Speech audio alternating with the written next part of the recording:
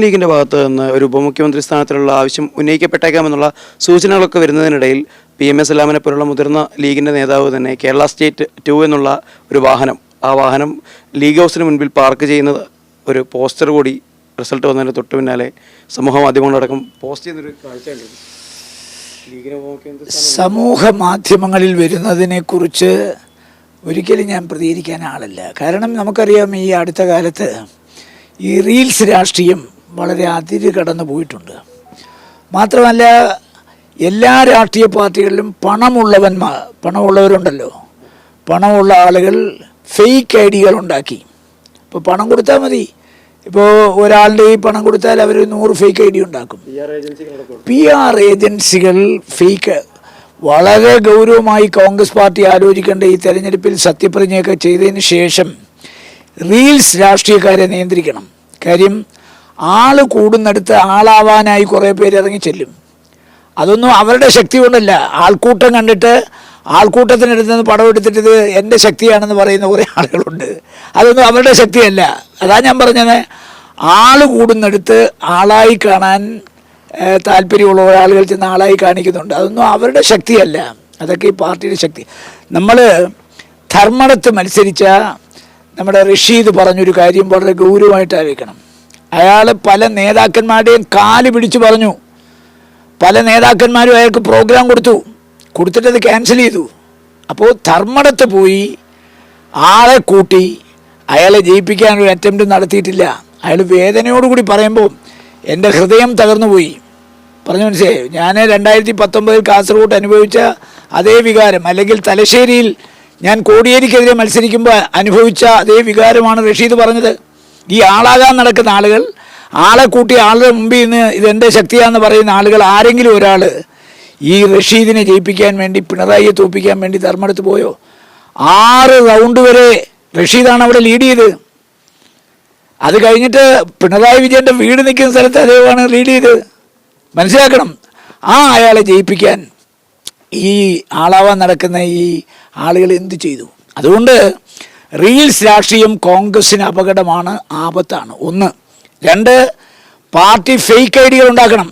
ഇപ്പം ഞാൻ നാളെ നിഷ്പക്ഷമായി നീതിപൂർവമായി എൻ്റെ ഒരു അഭിപ്രായം പറഞ്ഞാൽ എന്നെ തെറി കൊണ്ട് അഭിഷേകം ചെയ്യാൻ വരുന്നത് മാർക്സിസ്റ്റുകാരും BJP അല്ല, എല്ലാം കോൺഗ്രസിൻ്റെ ഫേക്ക് ഐഡികളാണ്. അവരെ നിയന്ത്രിച്ചില്ലെങ്കിൽ, അവരുടെ കയ്യിലേക്ക് പാർട്ടി പോയി കഴിഞ്ഞാൽ നാളെ യഥാർത്ഥ രാഷ്ട്രീയക്കാരന് കേരളത്തിൽ നിലനിൽക്കാനാകാതെ വരും. ഇപ്പോൾ തന്നെ ഞാൻ പറഞ്ഞുതരാം, നമ്മുടെ പാർട്ടിയുടെ സോഷ്യൽ മീഡിയ വിങ്ങുണ്ടല്ലോ, ഡിജിറ്റൽ മീഡിയ, അതിനകത്ത് പോലും ആളുകൾ നുഴഞ്ഞു കയറി പാർട്ടിക്കെതിരായും നമ്മുടെ പാർട്ടിയുടെ ശത്രുക്കൾക്ക് അനുകൂലമായും പറയുന്നുണ്ട്. ഒരിക്കലെങ്കിലും ഇവർ BJPക്കാരെ ആക്രമിക്കുന്നത് കണ്ടിട്ടുണ്ടോ? ഈ BJP, ഈ ഫേക്ക് ഐഡികൾ. ഇവരെപ്പോഴെങ്കിലും ഇടതുപക്ഷ മുന്നണി, ഇവർ കോൺഗ്രസ് നേതാക്കന്മാരെ അപമാനിക്കാൻ, അവഹേളിക്കാൻ, അപകീർത്തിപ്പെടുത്താൻ അല്ലാതെ അവരുടെ അക്കൗണ്ടുകൾ ഉപയോഗിക്കുന്നില്ല.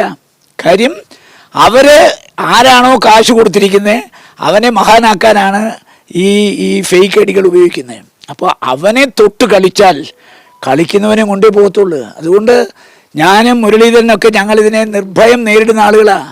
യവന്മാരൊക്കെ ഈ പറയുന്നതിനകത്തങ്ങ് ഒരു കാര്യമില്ലെന്ന് ഞങ്ങൾക്കറിയാം. ഇതെല്ലാം കാശ് കൊടുത്ത് PR വർക്കിലൂടെ ചെയ്യിപ്പിക്കുന്ന ഒരു തൊഴിലിൻ്റെ ഭാഗമെന്നാണ് പറയുന്നത്. മനസ്സിലായോ? അതുകൊണ്ട് ഞങ്ങളതിന് പുല്ലിൻ്റെ വില കൊടുത്തുള്ളൂ. പറയുന്നവൻ പറഞ്ഞോട്ടെ, ആക്ഷേപിച്ചു.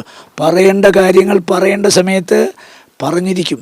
അത് ഞാൻ പറഞ്ഞത്, റീൽസ് രാഷ്ട്രീയം, അതുപോലെ ഈ PR വർക്ക് കൊണ്ടുള്ള രാഷ്ട്രീയം, ഇതൊന്നും ഇവർക്കാർക്കും ജനങ്ങളുടെ ഇടയിലോ വീടുകളിലോ യാതൊരു സ്വാധീനവും ഇല്ല. മനസ്സിലായി. പിന്നെ ഈ തെരഞ്ഞെടുപ്പിൽ നമുക്ക് 103 സീറ്റ് കിട്ടി. ഇത് ഭരണവിരുദ്ധ വികാരം മാത്രമല്ല. ഞാൻ പറയല്ലോ, ഇപ്പോൾ കാസർഗോഡ് ഞാൻ പറയുന്നു, നമ്മുടെ തൃക്കരിപ്പൂർ ജയിച്ചു, കയ്യൂർ, കരുവള്ളൂർ, കാവുമ്പായ, പിന്നെ പയ്യന്നൂർ, മുനയംകുന്ന്, ചീമേനി, രാമണീശ്വരം, അതുപോലെ തന്നെ പീലിക്കോട്, ഈ പ്രദേശത്തൊക്കെ പാർട്ടി ഗ്രാമങ്ങളാണ്. അവിടെ എങ്ങനെ നമ്മൾ ജയിച്ച്? ഈ കമ്മ്യൂണിസ്റ്റ് പാർട്ടി നിലനിൽക്കണമെന്ന് ആഗ്രഹിക്കുന്ന യഥാർത്ഥ കമ്മ്യൂണിസ്റ്റുകാർ നമുക്ക് വോട്ട് ചെയ്തു. അപ്പം കമ്മ്യൂണിസ്റ്റ് പ്രത്യയശാസ്ത്രത്തെ പഠിക്കാൻ പാടില്ല, കമ്മ്യൂണിസ്റ്റുകാരെ ആക്ഷേപിക്കാൻ പാടില്ല. പക്ഷേ ഇന്ന് ഭരിക്കുന്നവരും പാർട്ടിയെ നയിക്കുന്നവരും കൂടിയാണ് ഇത് രണ്ടും നശിപ്പിച്ചത്. അതുകൊണ്ട് ഭരിച്ച ആളുകളെയും പാർട്ടിക്ക് നേതൃത്വം കൊടുക്കുന്ന ആളുകളെ അല്ലാതെ കമ്മ്യൂണിസ്റ്റ് പ്രത്യയശാസ്ത്രത്തെയോ കമ്മ്യൂണിസ്റ്റുകാരെയോ വേദനിപ്പിക്കുന്ന ഒന്നും ഈ ജയിച്ച ആളുകൾ ചെയ്യാൻ പാടില്ല. അപ്പോൾ താങ്കൾ പറയുന്നത് ഇപ്പോൾ യഥാർത്ഥ കമ്മ്യൂണിസ്റ്റുകൾ എന്ന് പറഞ്ഞതുപോലെ തന്നെ യഥാർത്ഥ ജനസേവകരായിട്ടുള്ള നേതാക്കൾ തന്നെ പ്രധാനപ്പെട്ട താക്കോൽ സ്ഥാനങ്ങളിലേക്ക് എത്തണം എന്നുള്ളത് തന്നെയാണ്. ഞാൻ പറഞ്ഞല്ലോ ഈ മുഖ്യമന്ത്രി വിവാദത്തിൽ ഒരു കക്ഷി ചേരാൻ ഞാൻ ആഗ്രഹിക്കുന്നില്ല. കാരണം നമുക്ക് എല്ലാ ആളുകളും വേണം. ഈ മുഖ്യമന്ത്രി സ്ഥാനം ആഗ്രഹിക്കുന്ന എല്ലാവരും ഒന്നിനൊന്ന് മികച്ച വ്യക്തിത്വങ്ങളാണ്, മനസ്സിലായോ?